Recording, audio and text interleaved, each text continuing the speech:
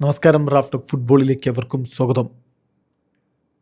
വീണ്ടും വേൾഡ് കപ്പിൻ്റെ പോരാട്ട ഭൂമികളിലേക്ക് ആഫ്രിക്കയിൽ നിന്ന് അൾജീരിയ എത്തുകയാണ്.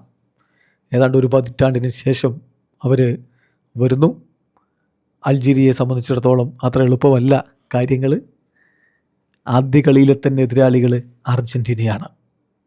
ഒരുപക്ഷെ ഈ വേൾഡ് കപ്പിൽ അർജൻറ്റീനയ്ക്ക് നേരിടാനുള്ള ഒരു വലിയ വെല്ലുവിളി അൾജീരിയയുടെ തന്നെയാണ്. അർജൻറ്റീനയുടെ ആദ്യ മത്സരം ജൂൺ 17 പുലർച്ചെ 6:30 അൾജീരിയക്കെതിരെ. ഗ്രൂപ്പ് ജയിൽ അർജൻറ്റീന കൂടാതെ അൾജീരിയക്ക് ജോർദനെയും ഓസ്ട്രിയയുമാണ് നേരിടാനുള്ളത്.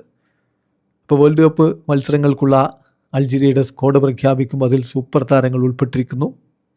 റിയാദ് മെഹ്റസിൻ്റെ ഏറ്റവും പ്രധാനപ്പെട്ട കാര്യം അതാണ്. റിയാദ് മെഹ്റസ് സ്ക്വാഡിലുണ്ട്. അതുപോലെ സിനദിൻ സിദാൻ്റെ മകൻ ലൂക്കാ സിദാൻ അവരുടെ ഗോൾ കീപ്പറായിട്ടുണ്ട്. ബയർ ലെവർക്യൂസൻ്റെ മിഡ്ഫീൽഡർ ഇബ്രാഹിം മസ അവരുടെ സ്ക്വാഡിലുണ്ട്. അപ്പോൾ അങ്ങനെ വളരെ ഇമ്പോർട്ടൻ്റ് ആയിട്ടുള്ള ചില താരങ്ങളെയും കൊണ്ടാണ് അവർ വരുന്നത്. യൂറോപ്പിൽ ഫുട്ബോൾ കളിക്കുന്ന, പിന്നെ സൗദിയിൽ കളിക്കുന്ന റിയാദ് മെഹ്റസിനെ പോലുള്ള താരങ്ങളെയൊക്കെ ഉൾപ്പെടുത്തി മോശമല്ലാത്തൊരു സ്ക്വാഡും കൊണ്ട് തന്നെ അർജൻറ്റീനയെ വെല്ലുവിളിക്കാൻ ഇറങ്ങുന്നു. സ്ക്വാഡിൽ ആരൊക്കെയാണെന്ന് നോക്കാം.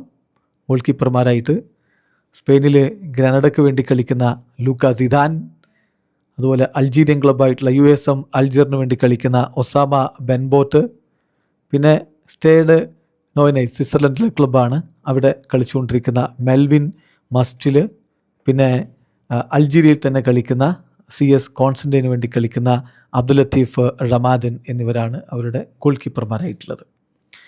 ഡിഫൻഡർമാരായിട്ട് ഇറ്റലിയിൽ LS വെറോണയ്ക്ക് വേണ്ടി കളിക്കുന്ന റഫീഖ് ബെൽഖലി, റെഡ് സ്റ്റാറിൻ്റെ ഫ്രാൻസിൽ കളിക്കുന്ന Red Star FC Samir Chergui, Manchester സിറ്റിയുടെ റയാൻ എയ്റ്റ്നൗറി, അതുപോലെ യങ് ബോയ്സിൻ്റെ സ്വിറ്റ്സർലൻഡ് ക്ലബ്ബായിട്ടുള്ള യങ് ബോയ്സിൻ്റെ ജോവൻ ഹരിയാം, ലില്ലിയുടെ ഫ്രഞ്ച് ക്ലബ്ബ് ലില്ലിയുടെ ഐസ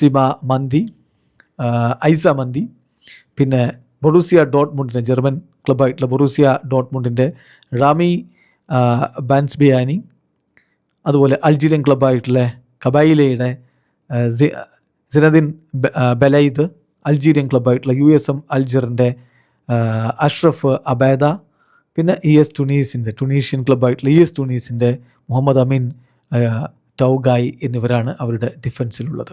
മധ്യനിരയിലേക്ക് വരുമ്പോൾ ലില്ലിയുടെ താരം നബീൽ ബെൻഡലേബ്, അതുപോലെ നീസിൻ്റെ താരം ഹിഷാം ബൗദി, അൽ ഇത്തിഹാദിൻ്റെ താരം ഹൊസാം അവാറുണ്ട്, ഐൻട്രാക്ട് ഫ്രാങ്ക്ഫർട്ടിൻ്റെ താരം ഫാഡസ് ചൈബി, ബയർ ലെവർക്യൂസിൻ്റെ താരം ഇബ്രാഹിം മസ, അതുപോലെ ബെൽജിയം ക്ലബ്ബായിട്ടുള്ള ഷർലോഴിയുടെ താരം യാസീൻ ടിട്രോയി, അതുപോലെ നെതർലൻഡ്സ് ക്ലബ്ബായിട്ടുള്ള 20യുടെ റമീസ് റൗക്കി എന്നിവരാണ് മധ്യനിരയിലേക്കുള്ളത്. മുന്നേറ്റ നിരയിൽ വോൾസ്ബർഗിൻ്റെ ജർമ്മൻ ക്ലബ്ബായിട്ടുള്ള വോൾസ്ബർഗിൻ്റെ മുഹമ്മദ് അമൗഡ, ഹംഗറിയൻ ക്ലബ്ബായിട്ടുള്ള ഗ്യോഡിൻ്റെ നാദിർ ബെൻബൗലി, പിന്നെ അൽ ദുഹൈലിൻ്റെ ഖത്തറി ക്ലബ്ബായിട്ടുള്ള അൽ ദുഹൈലിൻ്റെ ആദിൽ ബൗൽബിന, ഇറ്റാലിയൻ ക്ലബ്ബായിട്ടുള്ള ഫ്ലോസിനോൻ്റെ ഫാഡസ് ഗെദമിസ്, ഒളിമ്പിക് മാർസയുടെ താരം അമീൻ ഗൊഴി, ഫാനൂർദിൻ്റെ താരം അനീസ് ഹാജ് മൗസ, അതുപോലെ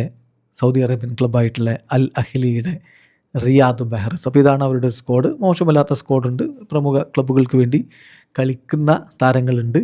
എന്ത് പ്രകടനം അവർക്ക് നടത്താൻ പറ്റും, അർജൻറ്റീനയ്ക്കെതിരെ എന്ത് വെല്ലുവിളി ഉയർത്തും, കാത്തിരുന്ന് കാണാം. വീഡിയോ അവസാനിക്കുന്നു. ഫുട്ബോൾ ലോകത്ത് കൂടുതൽ വിശേഷങ്ങളുമായി റാഫ് ടോക്സിൽ എത്താം.